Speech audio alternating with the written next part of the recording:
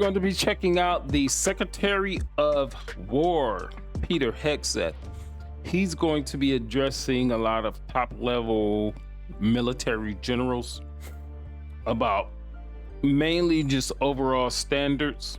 So let's see what this is about. Do unto your unit as you would have done unto your own child's unit. Would you want him serving with fat or unfit or undertrained troops? Fat? Or alongside people who can't meet basic standards? Or in a unit where standards were lowered so certain types of troops could make it in? In a unit where leaders were promoted for reasons other than merit, performance, and warfighting? The answer is not just no, it's hell no. That's right. This means at the War Department, first and foremost, we must restore a ruthless, dispassionate, and common sense application of standards. I don't want my son serving alongside troops who are out of shape, or in combat unit with females who can't meet the same combat arms physical standards as men, or troops who are not fully proficient on their assigned weapons, platform, or task, or under a leader who was the first, but not the best. Standards must be uniform, gender neutral, and high. That's right. If not, they're not standards. They're just suggestions. Suggestions that get our sons and daughters killed. When it comes to combat arms units, and there are many different stripes across our joint force, the era of politically correct, overly sensitive, don't hurt anyone's feelings leadership ends right now. That's right. At every level, either you can meet the standard, either you can do the job, either you are disciplined, fit, and trained, or you are out. And that's why today, at my direction, and this is the first of 10 Department of War directives that are arriving at your commands as we speak and in your inbox. Today, at my direction, each service will ensure that every requirement for every combat MOS, for every designated combat arms position, returns to the highest male standard only. Male standard. Because this job is life or death. Standards must be met. And not just met, at every level we should seek to exceed the standard, to push the envelope, to compete.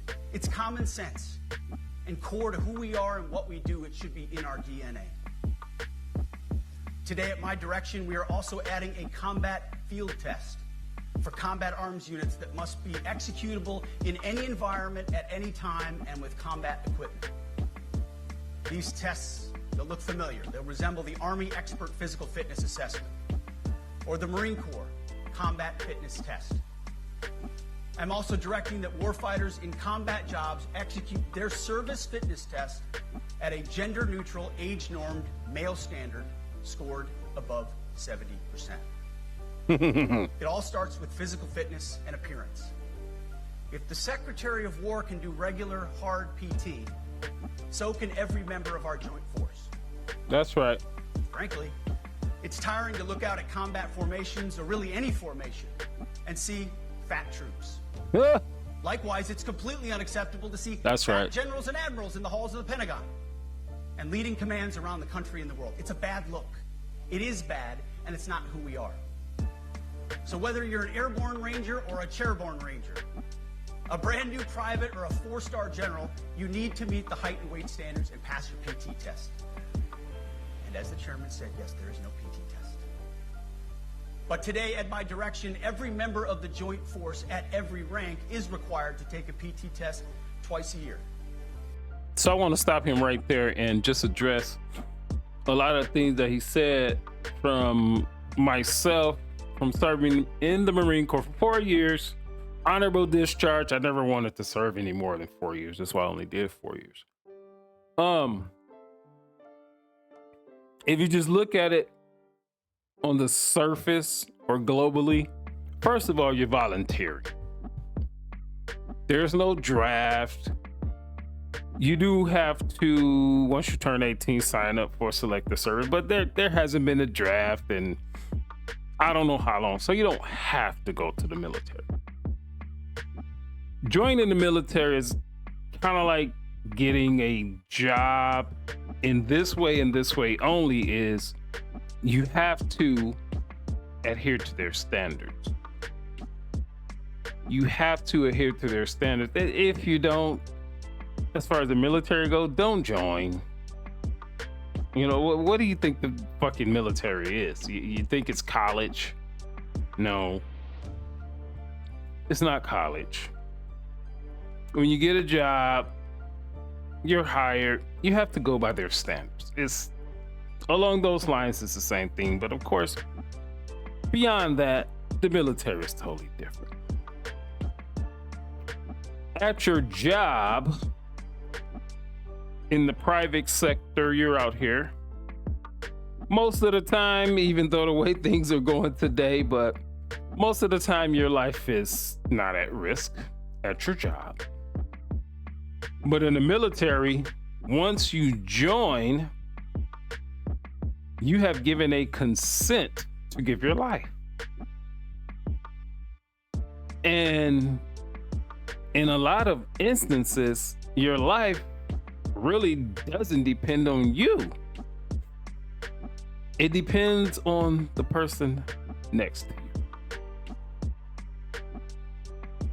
Now, things happen. You go in war situations, and being in the Marine Corps, everything is mapped out, is planned down to the T, this, that, and the other.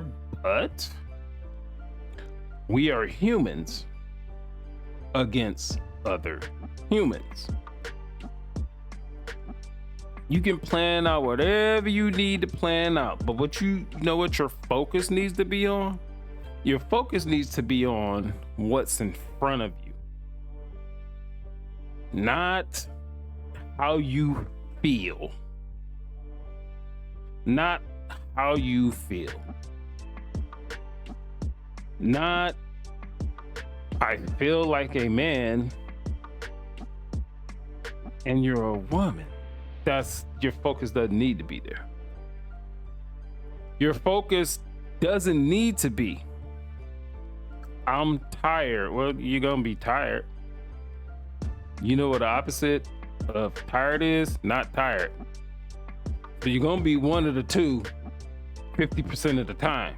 So what you gonna do about it? The point I think he's making is everything that we can control, we're going to control to give you the best reaction. So most people will never understand this, but I'm sure people have seen a bunch of war movies. The enemy, they're shooting at you, this, that, and the other. Now, your physical fitness and your mental acuity is gonna get you through most of whatever you gotta get through.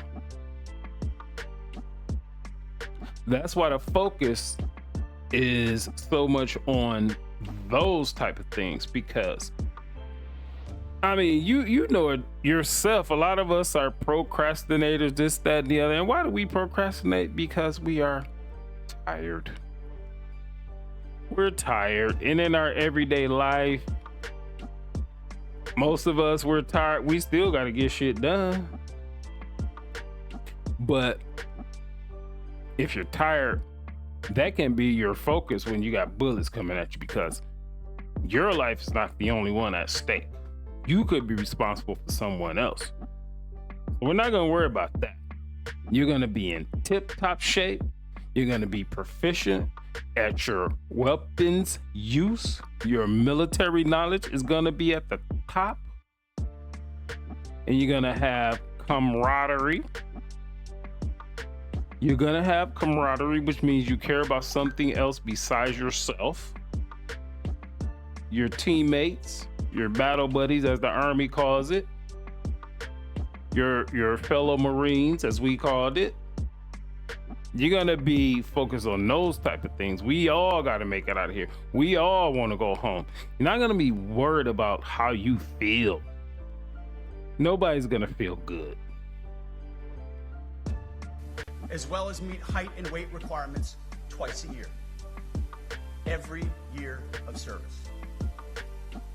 Also today, at my direction, every warrior across our joint force is required to do PT every duty day.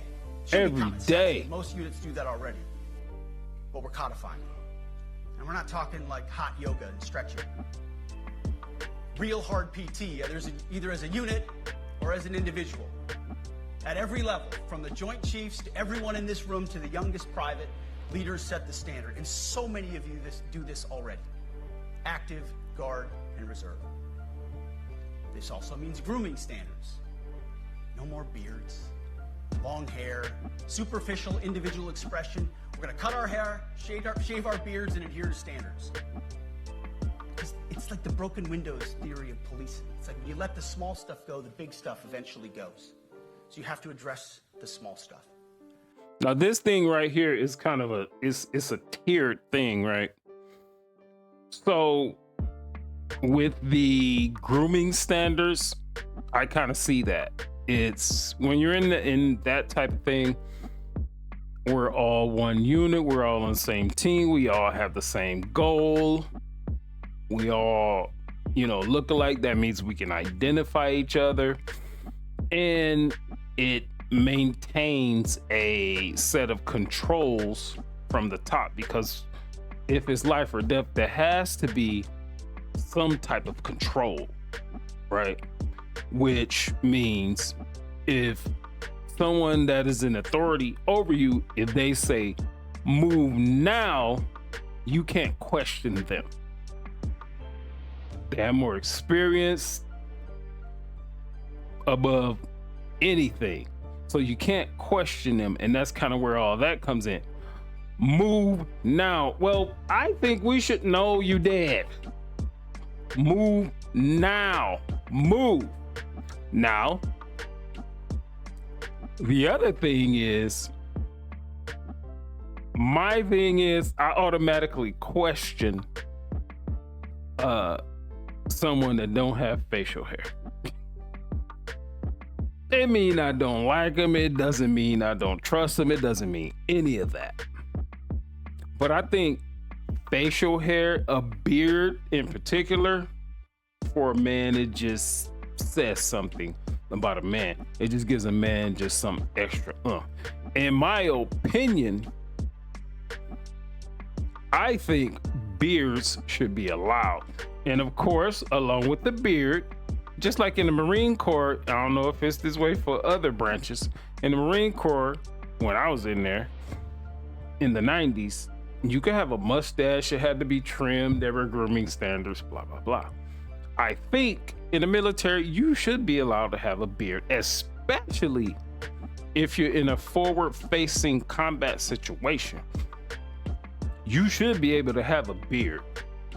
And there should be grooming standards. We're not gonna have these big, long Islamic,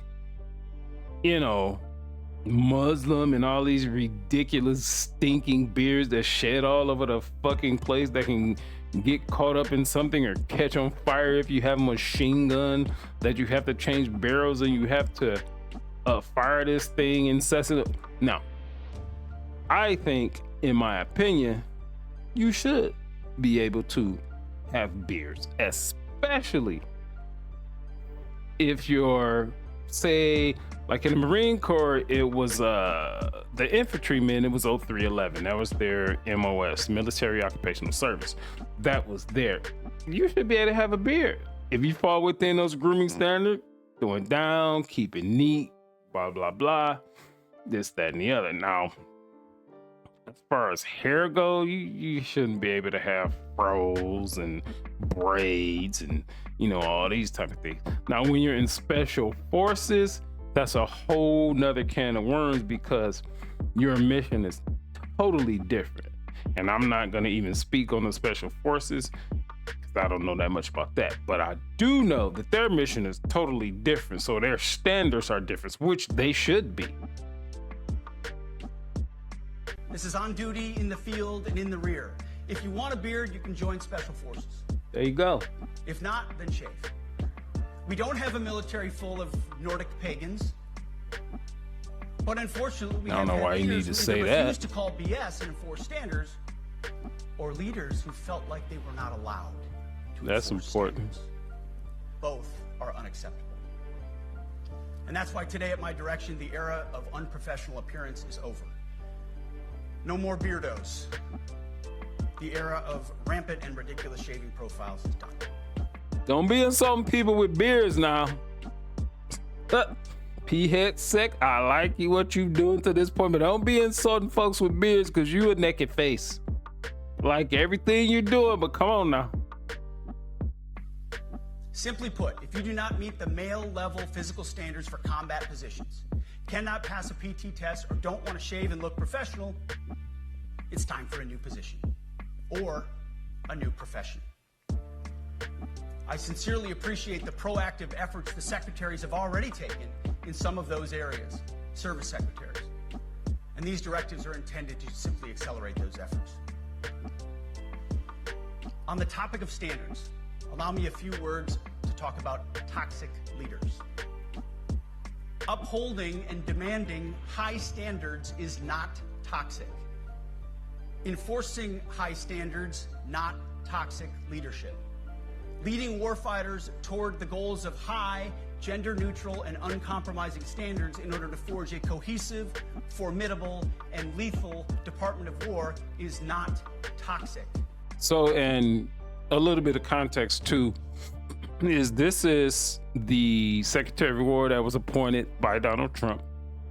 And the reason he has to, in my opinion, talk about these things that they were in place when I was in the military, to me, it just sounds like no-brainers, the things that he's talking about.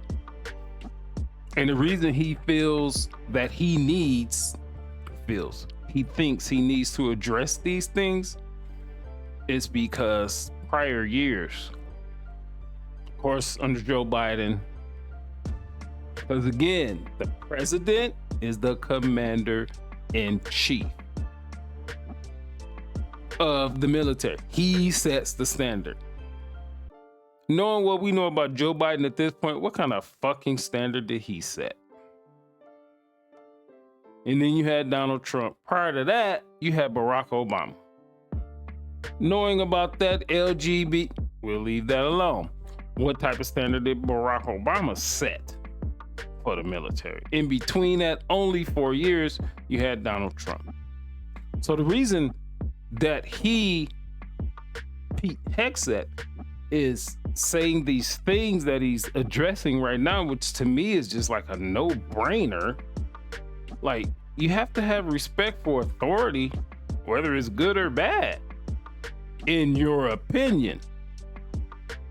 In your opinion, it's good or bad, but good or bad leadership, in your opinion, whatever way it goes, you can learn something from that.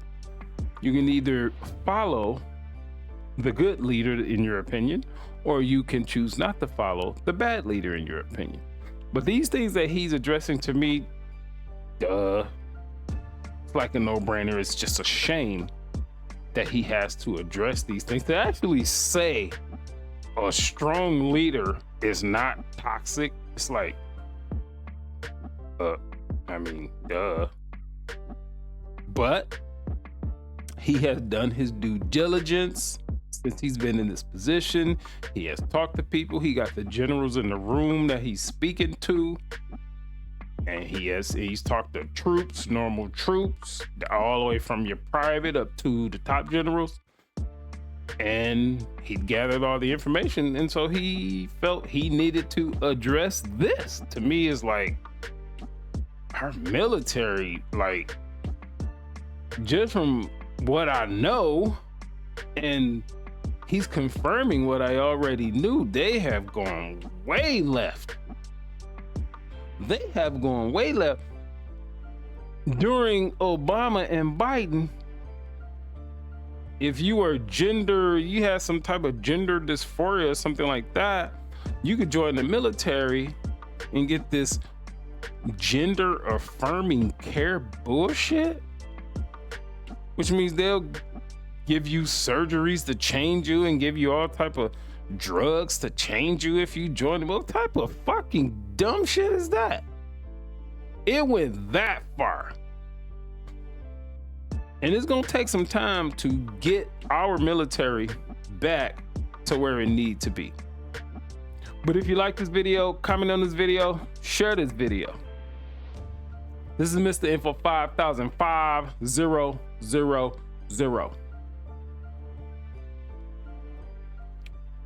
Peace.